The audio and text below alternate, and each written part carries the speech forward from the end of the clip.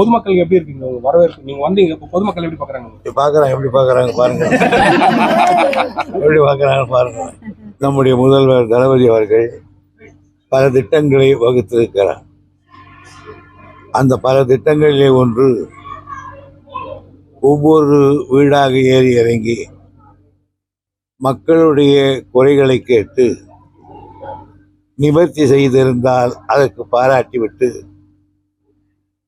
அவர்களை எல்லாம் திராவிட முன்னேற்ற கழகத்திலே சேருங்கள் என்ற ஒரு அன்பான அழைப்பை விடுத்து அப்படி உறுப்பினர்களை சேர்த்தால்தான் மிகப்பெரிய வெற்றியை ஈட்ட முடியும் என்று முடிவு செய்திருக்கிறார். தமிழ்நாட்டில் 234 தொகுதிகளிலும் அதற்கென்று நியமிக்கப்பட்ட கழக தோழர்கள் ஒவ்வொரு வீடாக ஏறி இறங்குகிறார்கள். வீட்டு கதவுகளிலே பேனர்களை ஒட்டுகிறார்கள். அவருடைய பெயரை சொல்லி வாக்குகளை கேட்கிறார்கள். திராவிட முன்னேற்ற கழகத்துடைய ஆட்சி எப்படி இருக்கிறது என்பதையும் அவர் தெரிவித்துக் கொள்கிறார்கள். அந்த வகையில் காட்பாடி தொகுதியிலே கொஞ்சம் காலதாமதமாக இந்த திட்டத்தை ஆரம்பித்தாலும் பந்தய குதிரை வேகத்தில் என்னுடைய கழக நண்பர்கள் அந்த பணியை ஏற்றிருக்கிறார்கள். இந்த காட்பாடியில் கோவிந்தமரு தெருவில் வாக்குகளை அப்படி சேர்க்கிறார்கள் என்று எண்ணி நானே இந்த தொகுதியில வந்து வீடு வீடாக பார்த்தேன். இந்த தெரு எனக்கு மிக பழமையான தெரு. முதலாக நான் இந்த தெருவில் இருந்துதான் 71 எம்எல்ஏ வாங்கினேன்.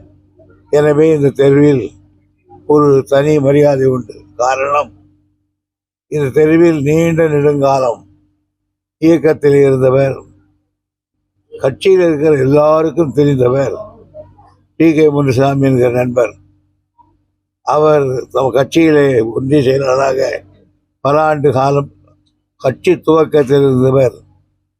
என்னோடு மிதா கைதியாக ஓராண்டு காலம் இருந்தவர்.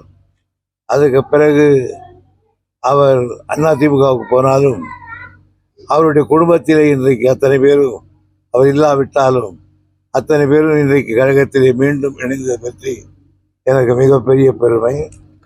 அதே போல் இந்த பகுதியில் குப்சாம் மலியார் என்று சொன்னால் சுற்று வட்டாரத்தில் இருக்கிற அத்தனை பேருக்கு தெரியும். அவருடைய குடும்பத்தினர்கள் ஏற்கனவே இந்த கட்சியில் இருப்பவர்கள். அவர்களை எங்களை வாழ்த்தினார்கள். நண்பர்களிருந்து எல்லோரும் 2-3 தினங்களுக்குள்ளாக இந்த கணக்கெடுப்பை முடிக்க வேண்டும் என்று சொல்லியிருக்கிறேன். அது நடக்கும் இருக்காது. பொதுமக்கள் எப்படி இருக்கீங்க? உங்க வரவேற்பு நீங்க வந்தீங்க, இப்ப பொதுமக்கள் எப்படி பாக்குறாங்க? எப்படி பாக்குறாங்க பாருங்க. எப்படி பாக்குறாங்க பாருங்க. எல்லா தாய்மார்களும் எப்படி வந்து போட்டு எப்படி இருக்காங்க. நம்ம இப்போ 198 கோடி ஒரு அரசு மருத்துவமனை கட்டியிருக்காங்க சார், பெண் மருத்துவம்.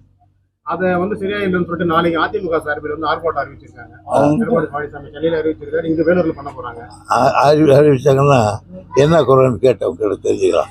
பிளே ஸ்டோர் மற்றும் ஆப் ஸ்டோரில் இருந்து பாலிமர் செயலியை QR கோடு மூலம் பதிவிறக்கம் செய்யுங்கள். செய்திகளை உடனுக்குடன் பெறுங்கள்.